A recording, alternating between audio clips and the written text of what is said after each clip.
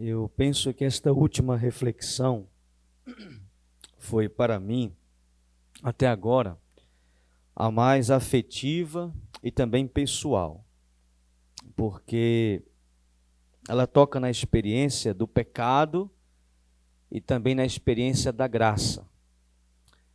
E cada um sabe qual foi o seu pecado e qual foi a grande graça que já alcançou de Deus, né? Então, para mim, foi uma experiência bem pessoal mesmo, né? Cada um já deve ter feito a oportunidade de experimentar tanto uma coisa como a outra. Agora, pensando na minha experiência pessoal, eu consigo pensar em dois momentos, ao menos. Dois momentos que considero significativo. A primeira é a confissão. A confissão, né? E o segundo foi a minha ordenação sacerdotal, né? Eu fiquei pensando que foi de fato a maior graça que eu já recebi da parte de Deus. Experimentar este olhar de Jesus, que me acolhe na minha condição, é algo indescritível. É algo que não se pode ser descrito, né? E se há uma experiência de Deus, eu sempre gosto de repetir isso depois que absolvo os penitentes. Se há uma experiência de Deus que todos podem fazer, e depois de fazerem, sabem que experimentaram Deus mesmo, esta se chama perdão.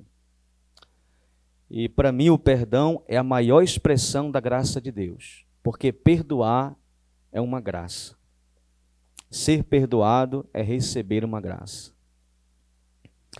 Na verdade, nessa reflexão, tudo aqui é objeto de oração, né? Vamos dizer assim. Eu tive dificuldade de escolher do que falar, porque tudo me chamou bastante atenção. Mas eu gostaria de destacar também os efeitos da ação do mal na vida do homem. O padre David lembrava que Jesus não tinha mais o nome pronunciado, né? Tratado como um objeto, dizia ele, jogavam ele de um lado para o outro, o sinédrio, as autoridades, né? E é isso que o mal faz, eu pensava.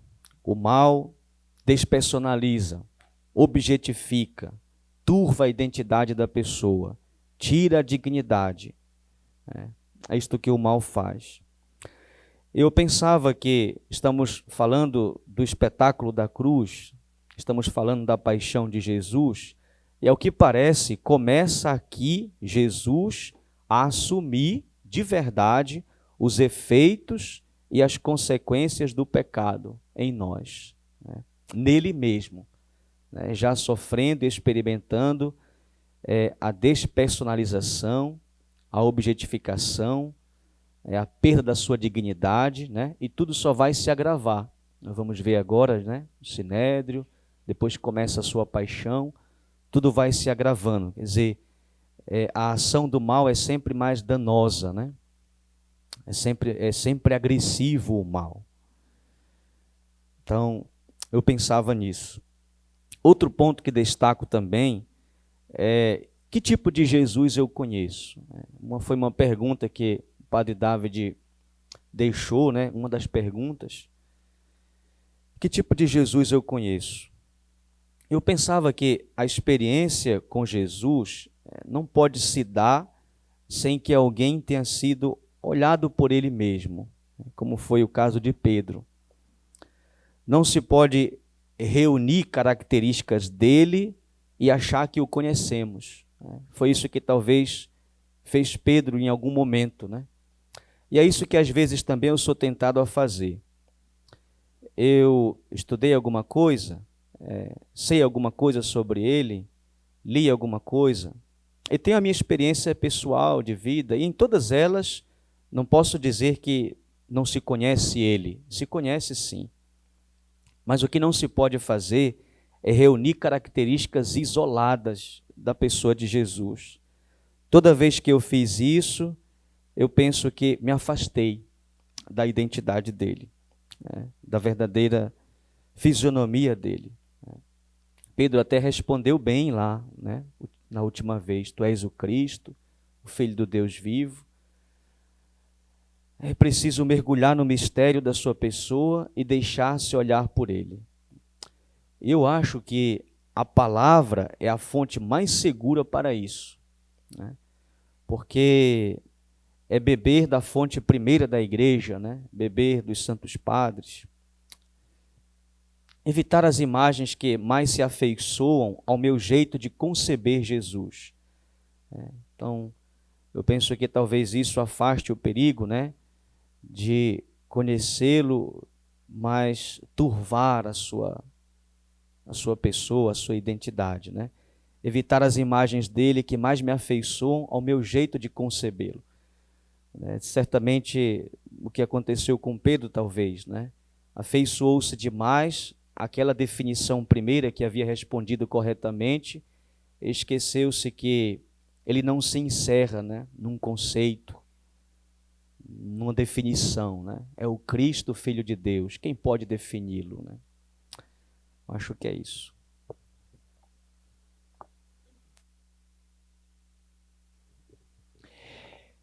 Muito obrigado.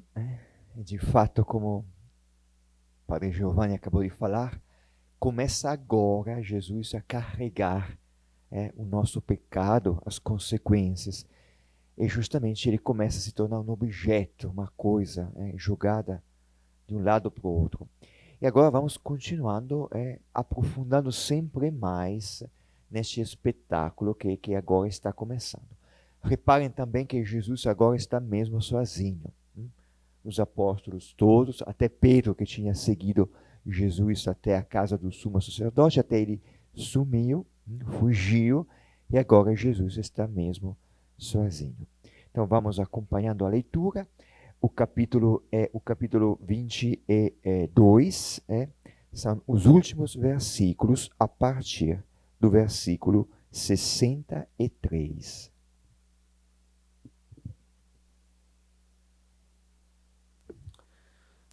Os guardas caçoavam de Jesus, espancavam-no, cobriam-lhe o rosto e o interrogavam. Faz uma profecia. Quem é que te bateu? E proferiram contra ele muitos outros insultos.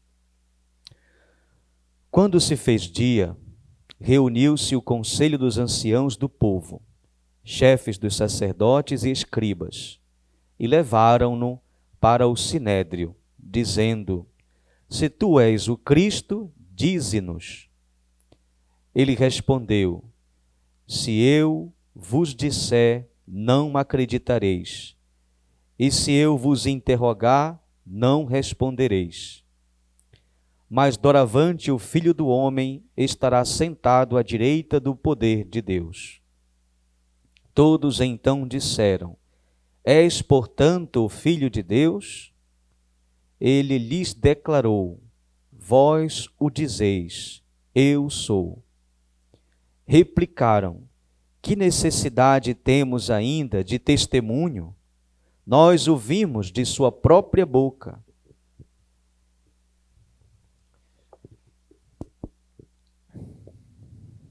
Começando pela leitura do texto, ou seja, pelo primeiro momento da Léxio,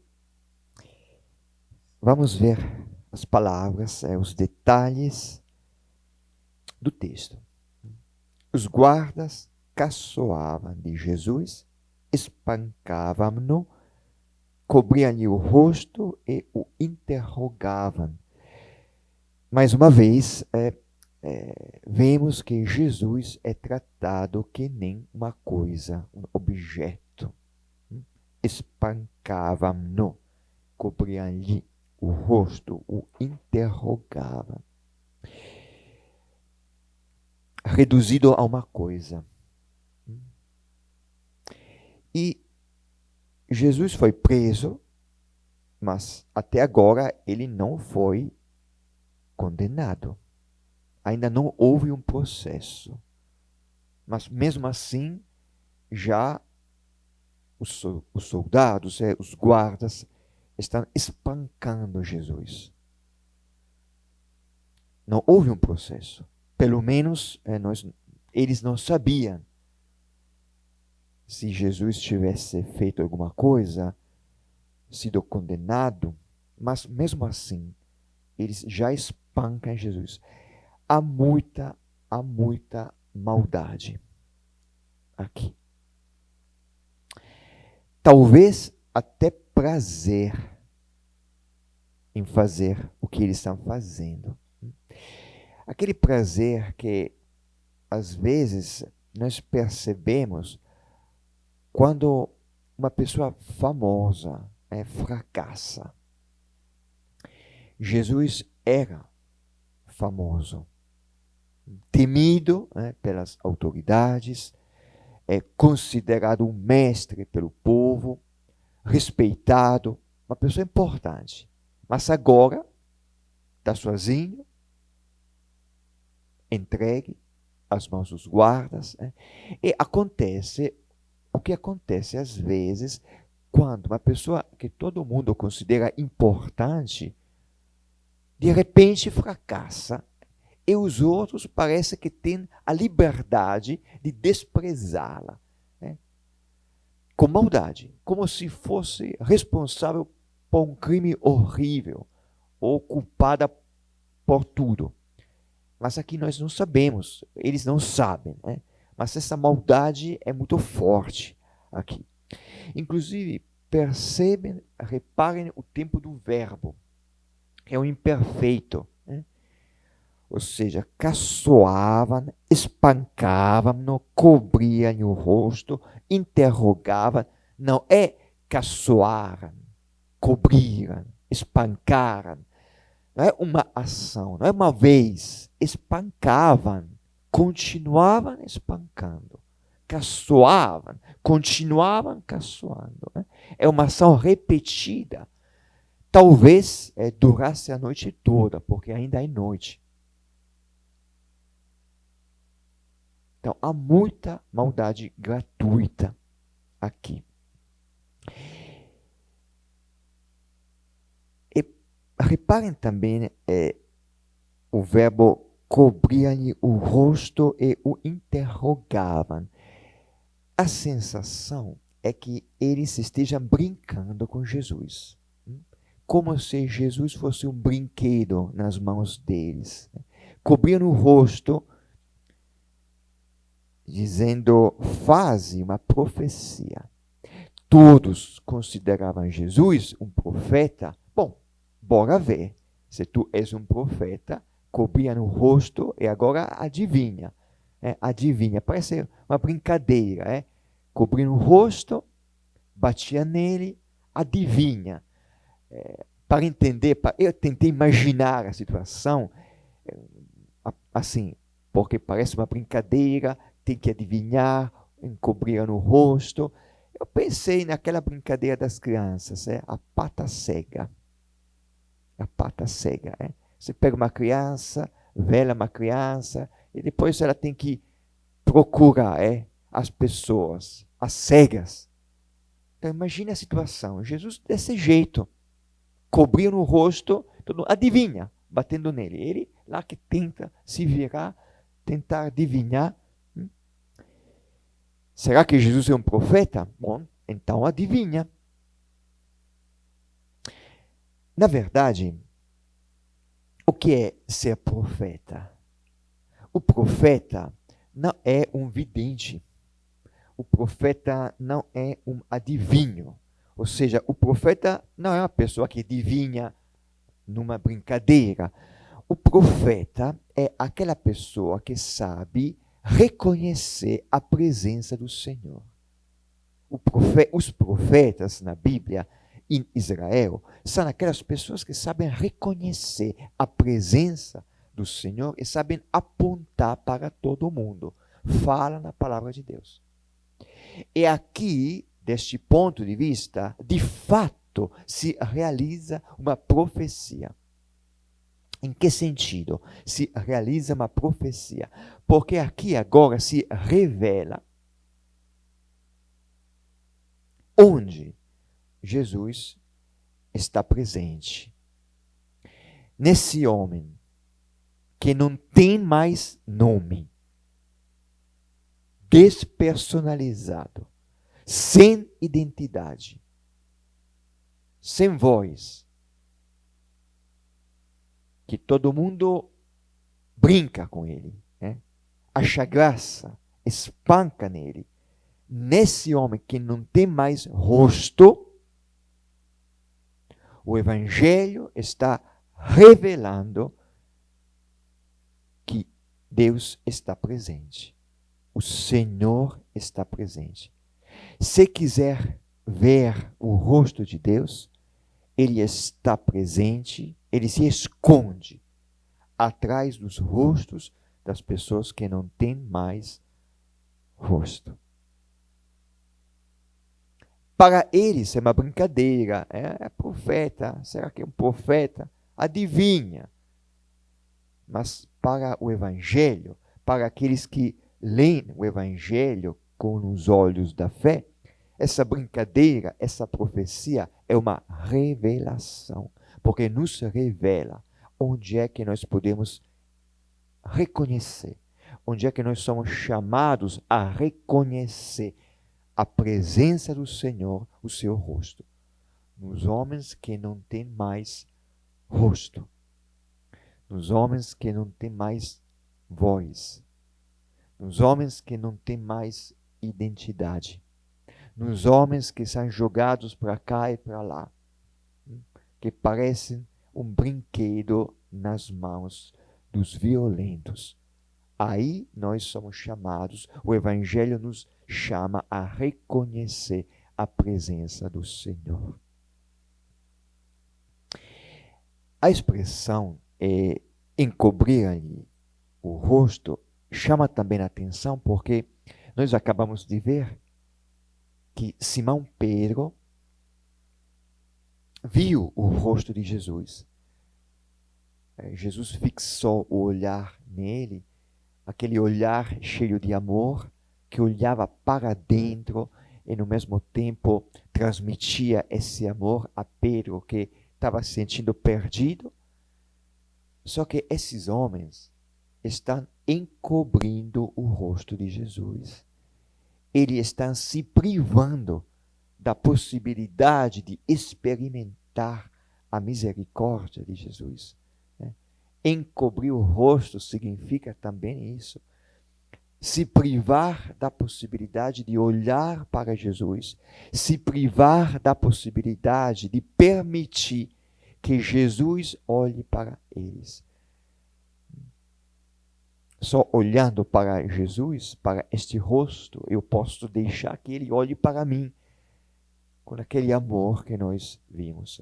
Mas eles brincando, estão se privando dessa experiência. Se eu não olhar para Jesus, eu vou me privar da possibilidade de experimentar a misericórdia de Deus, como o próprio Pedro experimentou.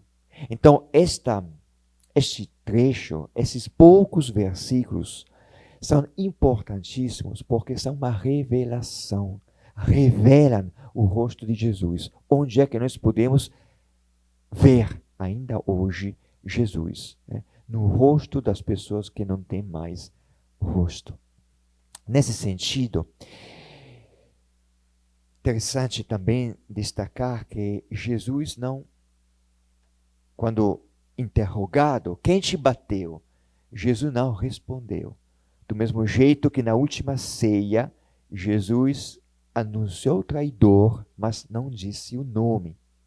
Jesus na última ceia entregou o seu corpo, e aqui a mesma coisa. Jesus entrega o seu corpo a esses homens, aos guardas que estão batendo nele.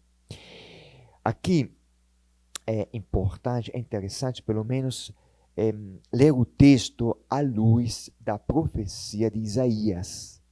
O texto de Isaías, o capítulo 20, o capítulo 53, que eu já citei.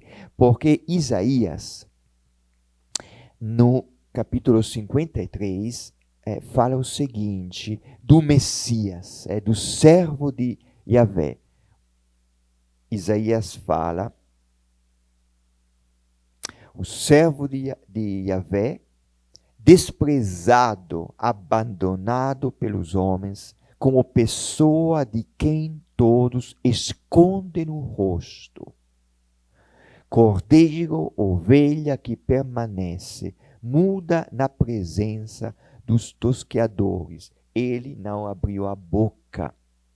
Ou seja, a descrição que nós temos aqui é justamente a descrição do Messias, servo sofredor, de quem falou o profeta Isaías. E Mateus, no seu evangelho, comenta dizendo que Jesus é aquele que tomou nossas enfermidades e carregou nossas doenças. Né? Por isso eu disse, aqui nós encontramos uma revelação. Quem é Jesus?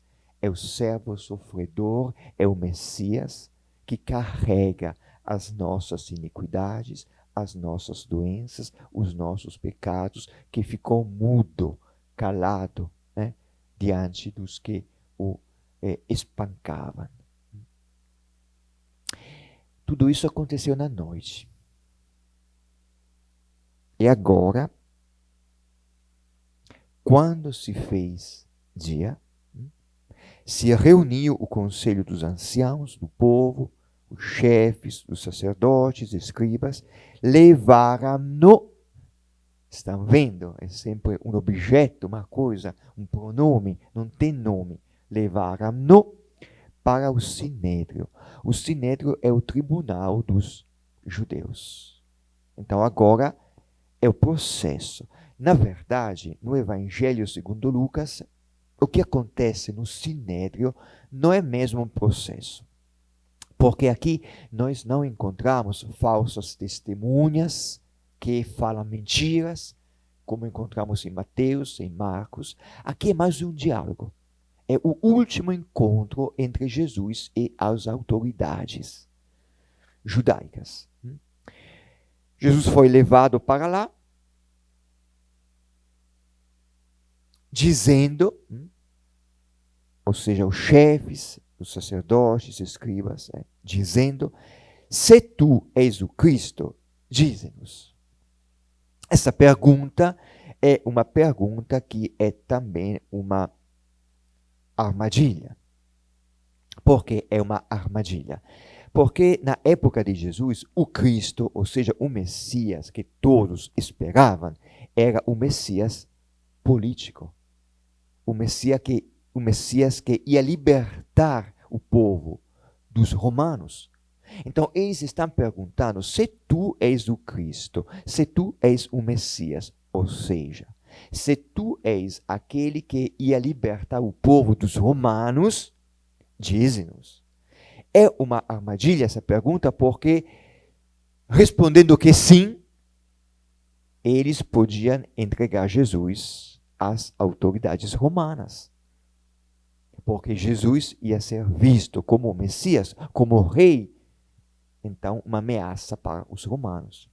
E aqui é interessante que Jesus respondeu sem responder. Mas ele respondeu, ele aceitou dialogar com as autoridades.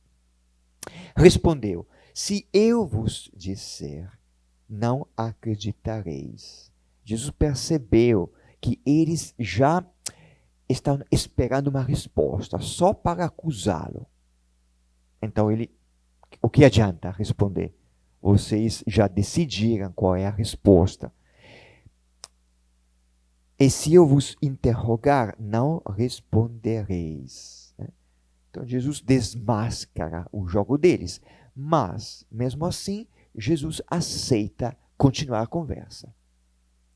Mas, doravante, ou seja, Jesus fala uma palavra para ajudar essas pessoas a ver as coisas de uma outra forma. Bom, vocês querem que eu fale que eu sou o Cristo para me acusar. Deixem de lado essa questão.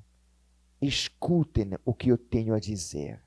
E Jesus cita a palavra de Deus. Doravante, o Filho do Homem estará sentado à direita do poder de Deus. Jesus cita o Salmo 110 e também o livro do profeta Daniel. Como eu já disse, são referências onde a palavra de Deus fala do Filho do Homem. E Jesus se identifica no Filho do Homem. O Filho do Homem significa homem. Todos nós somos filhos do homem. Mas o Filho do Homem, nessas referências, significa também o Filho de Deus. Aquele que está sentado ao lado de Deus, ao lado do poder de Deus. Então Jesus está respondendo e não respondendo. Vocês estão querendo saber se eu sou o Cristo. Bom, eu não vou responder. Porque vocês já decidiram, né, o que fazer se eu responder. Mas eu estou dizendo que a partir deste momento, vocês verão o Filho do Homem sentado à direita do poder de Deus. Ou seja, a partir desse momento, vocês verão o Filho de Deus, o Filho do Homem, Filho de Deus, sentado à direita de Deus. É como se Jesus dissesse, na verdade, eu sou mais do que o Cristo. Eu sou o Filho do Homem. E o Filho do Homem, sentado à direita de Deus, é o Filho de Deus. Percebam o escândalo dessas palavras. Será que esse homem, caçoado, espancado, tratado como um objeto, será que é o Filho de Deus? A pergunta aflora, logo, e veio à tona aos sacerdotes também, que perguntaram. Todos, então, disseram, és, portanto, o Filho de Deus? Eles conheciam a Escritura. Então, quando Jesus falou do Filho do Homem sentado à direita do poder de Deus, eles entenderam logo. Eles conheciam a palavra de Deus. Então, ficaram logo estranhando. Tu és, portanto, o Filho de Deus. Tu, espancado, caçoado, jogado para cá e para lá, sem rosto, tratado que nem um brinquedo, tu és o Filho de Deus. E ele lhes declarou, vós o dizeis, eu sou. Eu sou. Pedro disse, eu não sou. Não tinha mais identidade. Jesus responde, eu sou. Esta é a minha identidade. E são as mesmas palavras que Moisés ouviu quando Deus se revelou de dentro da sarça ardente. Quem és tu? Deus respondeu, eu sou. E aqui Jesus responde do mesmo jeito. Tu és o Filho de Deus? Eu sou. Eu sou.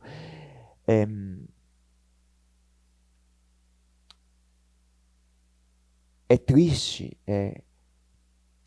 constatar que esses homens que conheciam a Escritura, homens religiosos, diante do testemunho de Jesus, o rejeitaram. Mas reparem também a liberdade de Jesus. Eu disse, e nós estamos vendo, que Jesus parece um brinquedo, um objeto, uma coisa, passa de mão em mão, jogado de lá para cá.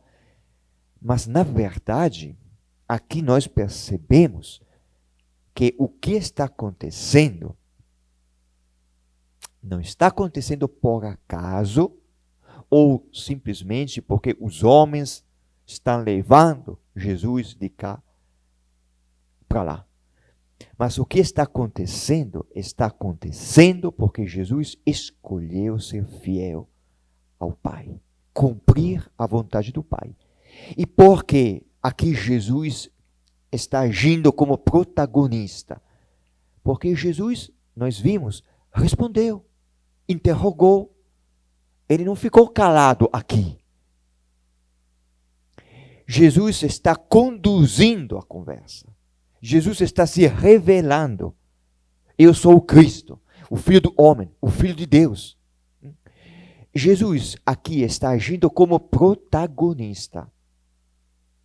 É livre. Ele não ficou calado, se deixando levar simplesmente.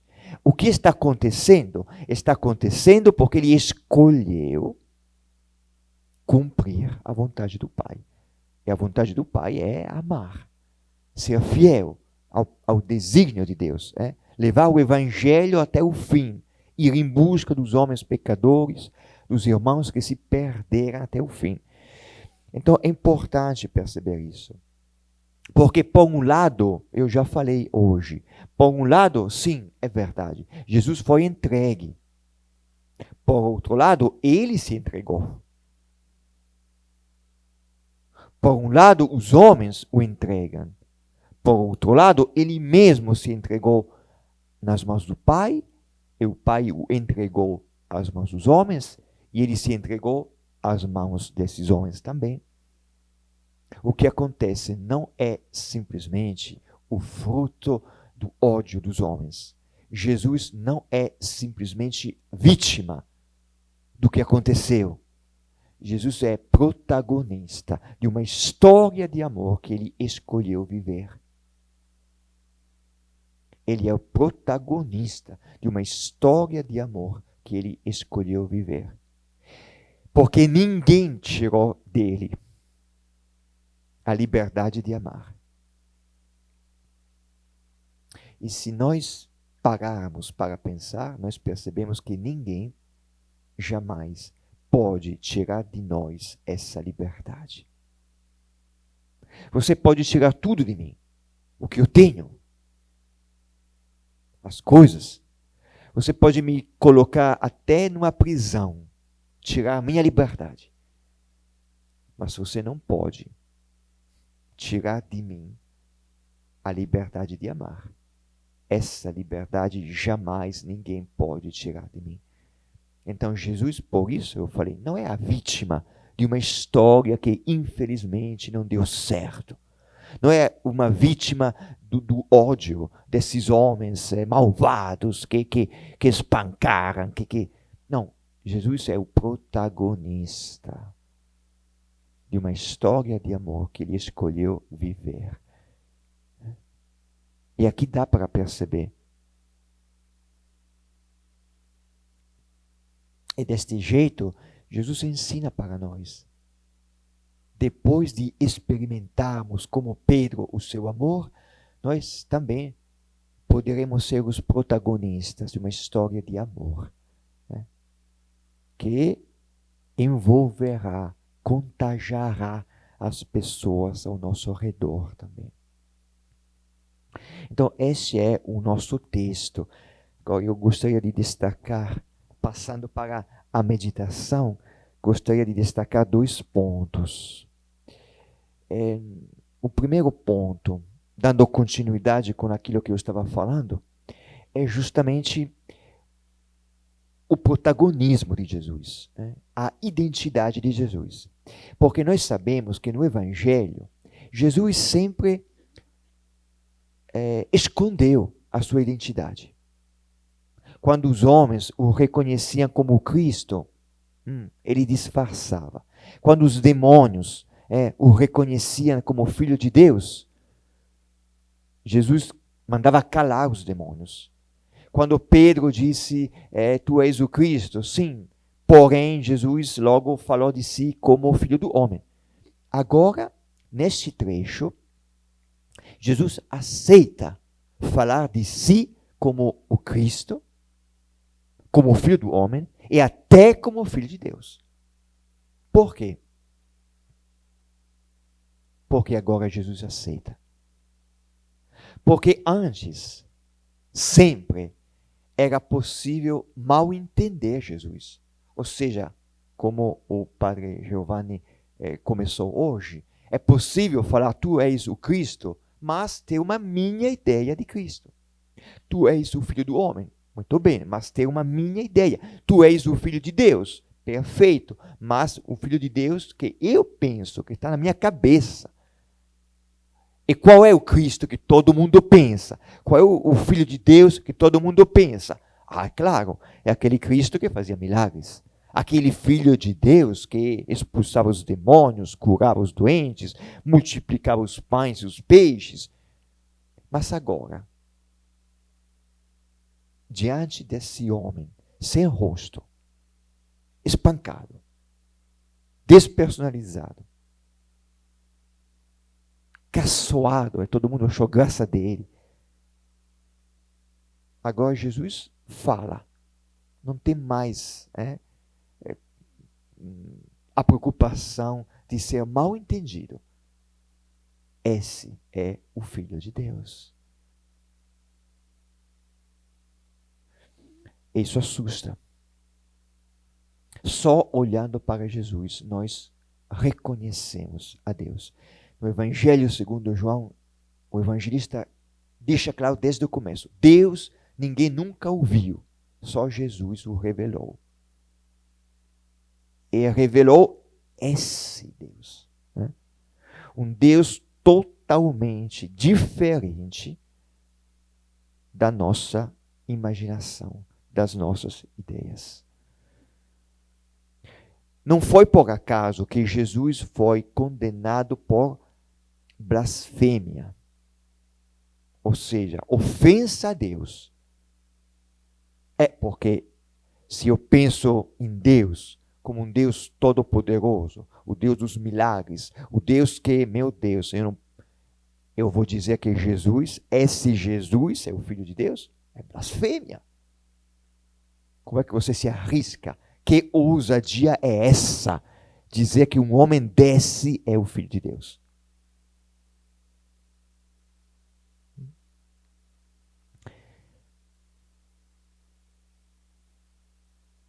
Às vezes a gente fala, Jesus é o Filho de Deus. Às vezes, aliás, sempre nós falamos. O certo seria dizer o contrário. O Filho de Deus é Jesus. Porque quando eu falo Jesus é o Filho de Deus, parece que eu já saiba quem é o Filho de Deus. E agora digo, Jesus é o Filho de Deus. Quando eu falo o Filho de Deus é Jesus, eu estou dizendo, para saber quem é o Filho de Deus, eu tenho que olhar para Jesus. Se eu falo, olha, Giovanni é um padre. Bom, todos nós sabemos o que é o padre, o que faz o padre. Então, quando eu falo, Giovanni é um padre, tudo bem, perfeito. Eu já sei que ele celebra a missa, ele reza, ele prega o evangelho, porque eu já sei quem é o padre. Então, ele se encaixa na minha ideia de padre. Quando eu falo Jesus é o Filho de Deus, parece que eu já saiba quem é o Filho de Deus. E vou encaixando Jesus dentro das minhas ideias. Mas se eu falar, o padre é Giovanni, quer dizer, eu tenho que olhar para ele para entender quem é o padre. Então, quando eu falo, o Filho de Deus é Jesus, tenho que olhar para ele para saber quem é. E o Filho de Deus, que revela o rosto de Deus, é esse homem que, querendo cumprir a vontade do Pai, amar, carregando os nossos pecados, aceitou ser espancado, ser ofendido, ser maltratado e afinal ser crucificado por mim, para me salvar. Esse é Jesus. Eu nunca me esqueço de uma menina que uma vez, numa confissão, começou dizendo, eu tenho medo de Deus. Eu tenho medo. Bom, depende, quando você fala Deus, no que você está pensando. Será que você pode ter medo de um Deus que foi crucificado, espancado, para te perdoar, para dizer que te ama? Como é que você pode ter medo de um Deus desses? Ah, claro, se eu penso nas minhas ideias, na minha imaginação, aí eu posso ter medo de Deus. O que é que ele vai fazer? Mas o ter medo de Deus é o fruto da estratégia da serpente, de Satanás. Adão e Eva se afastaram, se esconderam, fugiram com medo. Porque eles acreditaram que Deus é aquele Deus que, se ele me pegar, vai acabar comigo. Mas Jesus veio em busca de nós para tirar de nós essa ideia. E mais uma coisa, pensando naquela brincadeira, em cobrir no rosto. Onde é que nós encontramos Jesus? Bom, na palavra. Jesus é a palavra. Com certeza, na palavra, nós encontramos Jesus. Onde é que nós encontramos Jesus? Nos sacramentos, com certeza. No perdão, na Eucaristia, nós encontramos Jesus, o corpo, o sangue. É aí que nós experimentamos a presença real, inclusive, de Jesus. Mas, à luz do nosso trecho, temos que acrescentar que nós encontramos Jesus também nos homens que não têm mais rosto, identidade, voz, despersonalizados, espancados, que sofrem.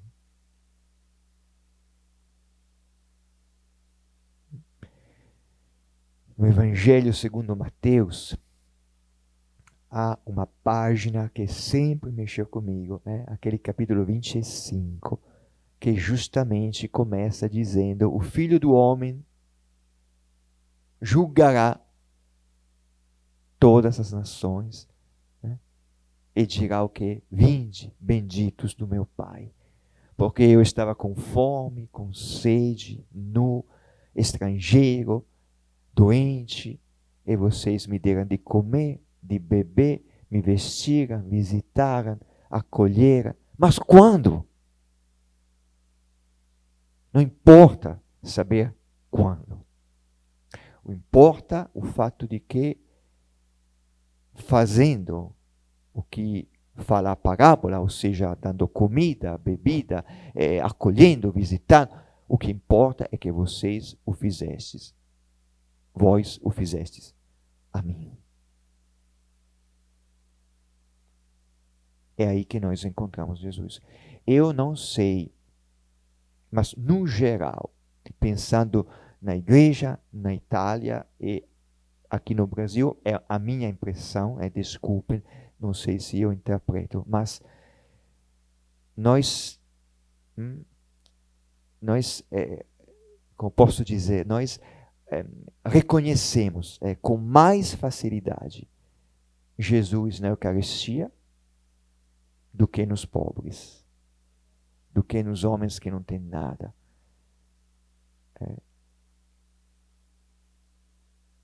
Quando tem a adoração eucarística, inclusive hoje à noite nós teremos, aí é Jesus, aí é cantos, aí é choro, aí é genuflexão, de ficar de joelho.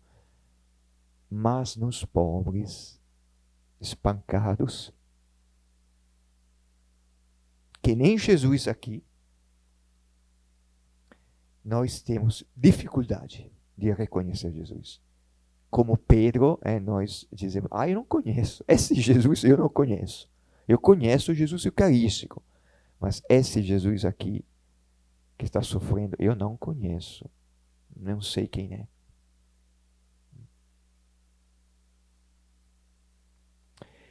Então é isso. Pensamos que Maria nos ajude a seguir Jesus. Nem que seja de longe, como Pedro, nem que seja chorando, como Pedro, mas que a gente possa seguir Jesus. e que Deus sempre coloque um galo na nossa vida, que canta, para nos despertar quando estamos adormecidos, talvez pela tristeza, incapazes de nos levantar. Ave Maria.